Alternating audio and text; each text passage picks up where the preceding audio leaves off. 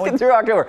And by the way, my forecast, while we feel very fall-like today, after all, it is fall, gets summer-like as we get towards the end of the week.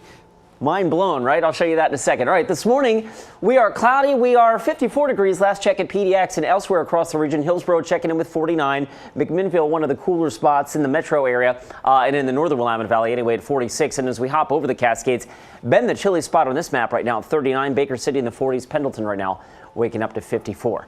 All right, we have a dry start, but as I mentioned, and I showed you this a few minutes ago, rain arrives probably during or right at the tail end of the morning commute, and then it will be on and off wet, I think, for the remainder of the day. There's our next weather maker. Nice little plume of moisture already, some sprinkles along the, well, not sprinkles, but rain along the Olympic Peninsula and up the I-5 corridor north of Longview up towards Seattle, right? So they're getting wet already. That system will continue pressing off to the south and east and fairly quickly, too. This is a look at Futurecast at 8 a.m. Our model keeps the northern Willamette Valley and the I-5 corridor up into Clark County generally dry. I mean, we could see a few spits of rain between now and then, but generally dry, I think, before 8 o'clock. And then as we roll the clock, watch how quickly rain then overspreads the rest of northwest Oregon. By 10 a.m., we're getting wet from Salem up through Portland. Longview is certainly the North Oregon coast and the South Washington coast. Steady, moderate rainfall at times through the mid to late morning hours. Rolling the clock into the afternoon, that front continues pushing eastward. Plenty of moisture behind it, which means we'll be getting wet and remaining wet into the afternoon commute, and probably not until later on tonight is when that rain shuts off. Early tomorrow, cloud cover gives way to sunshine in the afternoon. Fog might be an issue on Wednesday morning, but then an offshore breeze develops, and that should clear us out once again. So the forecast, once we get beyond today, really, really nice.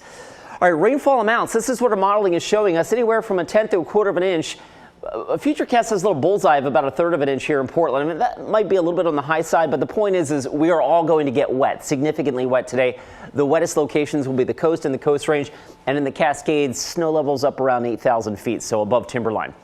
All right, temperature-wise today, we're going to struggle to get into the upper 50s. Futurecast still likes PDX hitting 60.